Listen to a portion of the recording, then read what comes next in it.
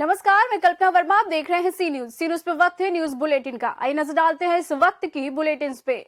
अपने बयानों से मीडिया की सुर्खियां बटोरने वाले भाजपा विधायक सुरेंद्र सिंह ने एक बार फिर बड़ा बयान देते हुए कहा कि अगर सदन शिक्षकों की नियुक्ति के लिए संविदा प्रकरण अगर सदन लाया गया तो मैं उसका विरोध करूंगा।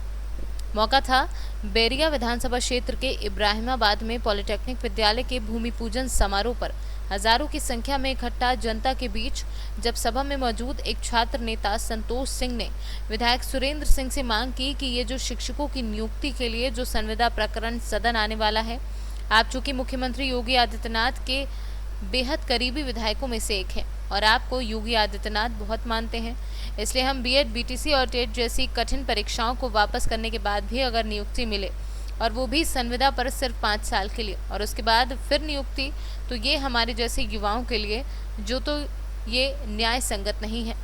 आप चूंकि मुख्यमंत्री योगी आदित्यनाथ के करीबों में एक हैं तो बेरोजगार युवाओं की पीड़ा पर मुख्यमंत्री से इस प्रस्ताव को रुकवाएं। वहीं भाजपा विधायक ने जोर देते हुए कहा कि अगर सदन में ऐसा प्रस्ताव आता है तो मैं बिल्कुल समाज का हितैषी होने के नाते मैं उस पक्ष को रखूंगा कि संविदा किसी भी रूप में प्रासंगिक नहीं है। हाँ। तो अगर सदन में कुछ ऐसा प्रस्ताव आता है तो क्या आप उसका विरोध करेंगे? मैं बिल्कुल स्पष्ट कर रहा हूँ कि संविदा प्रकरण यदि सदन में उठाया गया तो मैं बिल्कुल समाज का हितैषी होने के नाते मैं उस पक्ष को रखूँगा कि संविदा किसी भी दृष्टि से प्रासंगिक नहीं है। कोई शिक्षक टेस्ट दे, बीटीसी करे, बीएड करे, टीजीटी करे, टेट निकाले, उसके बाद भी फिर परीक्षा पास करने के बाद 5 साल बाद फिर परीक्षा दे, ये प्रासंगिक बात नहीं है। कोई भी विचारधारा, कोई भी सिद्धांत अपने ऊपर लागू होना चाहिए। तो मैं तो ये भी कह सकता हूँ कि तब हर विधायकों का भी टेस्ट होना चाहिए, हर एमपी का भी टेस्ट होना चाहिए कि वो योग्यता रखता है कि नहीं रखता। मतलब विधायक संतोष सिंह छात्र नेता पॉलिटेक्निक कॉलेज उद्घाटन अवसर पर यहाँ आमंत्रित हूँ आदरणीय सुरेंद्र नाथ सिंह विधायक जी के द्वारा। मैं विधायक जी से मांग किया, आज जो समस्या सबसे बड़ी है, जो बीएड बेरोजगार, जो बीटीसी बेरोजगार है, जो लड़के आज एक शिक्षक बनने के लिए हम लोगों को कई समस्याओं से लड़ना पड़ रहा है, मैं उसी मांग को रखा विधायक जी के सामने। विधायक जी सत्तासीन विधायक हैं। मैं चाहता हूं, आज एक शिक्षक बनने के लिए हमें पहले बीए बीएससी करना पड़ता है, फिर बीएड बीटीसी करना पड़ता है, उसके बाद कई परीक्षाएं, टेट पास करना है, सुपर टेट पास करना है, उसके बाद एक स्पेशल परीक्षा ली जाती है हम लोगों को। उसके बाद भी नियुक्ति क्या होती है तो मिलता है फल संविदा कर्मी के रूप में। तो 5 वर्षों के लिए संविदा हो, इतनी बड़ी कठिन परीक्षाओं को पास करना, ये बीएड बेरोजगारों के लिए ये अच्छी बात नहीं है। हम इसका पुरजोर विरोध करते हैं और इसकी पूर्ण रूप से मांग करते हैं कि इस पर ये सोचा समझा जाए और विचार किया जाए और ऐसे कानून को पास न किया जाए। मैं आदरणीय उत्तर प्रदेश के मुख्यमंत्री आदरणीय आदित्यनाथ योगी जी से बार बार निवेदन और आग्रह करता हूं, बीएड और बीटीसी बेरोजगार संघ के तरफ से, कि आप ऐसा न निर्णय लेकर एक सुपर टेट है, इसके बाद संविदा करना ये उचित नहीं है। हम मांग करते हैं कि नियमित नियुक्ति हो और शिक्षक बनाया जाए। ये गलत निर्णय है, मैं इसका पुरजोर विरोध करता हूँ। नहीं, आप कह रहे थे कि सुरेंद्र सिंह जी से क्या आप निवेदन करेंगे? वो आप मैं कहा, आदरणीय विधायक जी हमारे क्षेत्रीय विधायक है, आदरणीय सुरेंद्र नाथ सिंह जी हम लोगों की पीड़ा को हमेशा सुनने का काम करते हैं। आदरणीय सुरेंद्र नाथ सिंह जी योगी आदित्यनाथ जी के, परम आदरणीय योगी आदित्यनाथ जी के अति करीबियों में से आते हैं, हमेशा मिलते जुलते रहे। मैं निवेदन किया, हमको पूरा आशा नहीं, पूर्ण विश्वास है कि हमारी बात को आदरणीय सुरेंद्र नाथ सिंह जी जरूर मुख्यमंत्री के पास रखेंगे। इसी आशा विश्वास के साथ मैं विधायक जी के पास इस बात को रखा हूं और मुझे आशा है कि ये नियम, ये कानून जो है पास नहीं हो पाएगा। आदरणीय सुरेंद्र नाथ सिंह जी अगर आदरणीय मुख्यमंत्री जी के पास रख देते हैं तो ये कानून पास नहीं हो पाएगा और बीएड बेरोजगारों को ये झेलना नहीं पड़ेगा संविदा का जो नियम कानून है। बलिया से सी न्यूज संवाददाता सागर गुप्ता की रिपोर्ट। चतरा जिले में आए दिन सड़क हादसे होते ही रहते हैं। सड़क दुर्घटनाओं में अब तक कई जान काल के गाल में समा चुकी हैं, जिसे रोकने के लिए सरकार ने कई नियम लागू किए, लेकिन जिला प्रशासन की बेरुखी की वजह से सिमरिया प्रखंड में हर गुरुवार को मौत का बाजार लगता है। सिमरियावा टंडवा के रोड के बीचों बीच ही सब्जी मार्केट लगता है। सिमरियावा में गुरुवार को मौत का बाजार लगना थोड़ा अटपटा जरूर लगेगा, लेकिन यही सच्चाई है।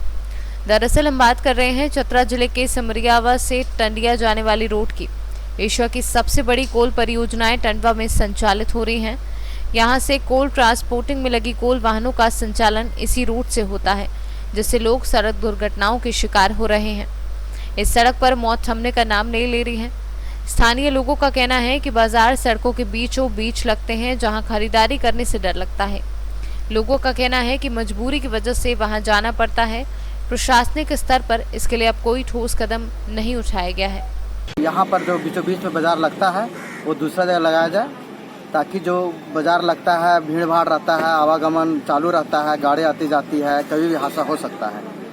प्रशासन से मांग करते हैं कि बाजार मार्केट दूसरा जगह लगाया जाए। साप्ताहिक बाजार जिस दिन रहता है, हम देख रहे हैं कि कुछ बाजार रोड के साइड में लगता है, तो उसके लिए हम लोगों के द्वारा प्रयास किया जाता है कि गश्ती पार्टी को भेज करके लोगों को नियंत्रित करें, लोगों को जागरूक करने का काम सीओ के द्वारा भी हम लोगों के साथ टीम बना करके हर एक बाजार में लोगों को जागरूक करने का काम कर रहे हैं कि किसी तरह का ये घटना नहीं हो और लोग सोशल डिस्टेंसिंग का पालन करें। ये हम लोगों का प्रयास है। चतरा से सी न्यूज़ संवाददाता शाफात अंसारी की रिपोर्ट। अपराधियों पर नकेल कसने के लिए यूं तो पुलिस अनेकों तरीके अपनाती है, लेकिन अपराधियों के अपराध के अवसर पर अंकुश लगाने के लिए गोंडा पुलिस अधीक्षक की ओर से अनूठी पहल देखने को मिली, जहां पुलिस अधीक्षक का पदभार संभालते ही शैलेश कुमार पांडे ने प्रेस कॉन्फ्रेंस कर अपराधियों के प्रति नीति और नियत स्पष्ट करते हुए कहा कि उनकी प्राथमिकता वही होगी जो सरकार की प्राथमिकता है, जिसमें लोगों से बेहतर व्यवहार, जन समस्याओं का निस्तारण और अपराध पर नियंत्रण करना उनका मुख्य लक्ष्य होगा। सरकार की प्राथमिकताओं में है कि रेगुलर जो है पुलिस सड़कों पर उतरकर पैदल गश्त करे, उससे अपराध नियंत्रण पे बहुत ज़्यादा बल मिलता है, पुलिस की विजिबिलिटी बढ़ती है, हम व्यवस्थाओं को फर्स्ट हैंड देख पाते हैं कि कहाँ किस चीज़ के सुधार की गुंजाइश है। जैसे आज पैदल गश्त के दौरान पूरे क्षेत्र में ट्रैफिक की व्यवस्था, जो कोविड-19 से संबंधित गाइडलाइंस हैं, उनके एनफोर्समेंट की व्यवस्था देखी जा रही है। लोग मास्क पहन रहे हैं, नहीं पहन रहे हैं, नहीं पहने तो उनका चालान किया जा रहा है। साथ ही साथ सुरक्षा व्यवस्था को देखने के लिए व्यावसायिक संस्थानों में कैमरे लगे हैं कि नहीं लगे हैं, तो कैमरों की क्वालिटी कैसी है, ओरिएंटेशन कैसी है, ये तमाम चीज़ें देखी जा रही हैं। लोगों से संवाद स्थापित किया जा रहा है। पुलिस की विजिबिलिटी, अलर्टनेस और सक्रियता, इसको बढ़ाकर अपराध नियंत्रण और बेहतर कानून व्यवस्था बनाने में पुलिस दिन रात तत्पर है। और ये कार्रवाई जो है नियत तरह से हमेशा चलती रहेगी। समय और स्थान बदल बदल के चेकिंग, समय स्थान बदल बदल के गश्त, जिससे कि हम अपराधियों पे कड़ी नज़र रख सकें। गोंडा से सी न्यूज़ संवाददाता सावित्री चौधरी की रिपोर्ट।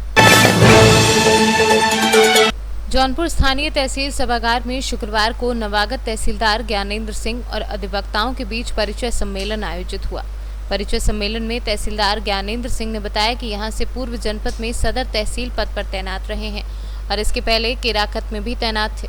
उसके बाद अधिवक्ताओं ने भी अपना परिचय दिया। परिचय के क्रम में अधिवक्ताओं ने एसडीएम के चैम्बर में जाने वाले कुछ अधिवक्ताओं की शिकायत की और कहा कि एसडीएम के चैम्बर में बैठने से दूसरे अधिवक्ता अपनी बात नहीं कह पाते, जिस पर एसडीएम संजय मिश्रा ने अधिवक्ताओं से कहा कि आज से हम चैम्बर में वादकारियों के साथ आने वाले अधिवक्ताओं को बैठने के लिए कुर्सियां नहीं देंगे, वह खड़े खड़े अपनी बातों को कहेंगे, जिसका वरिष्ठ अधिवक्ताओं में काफी दुख है।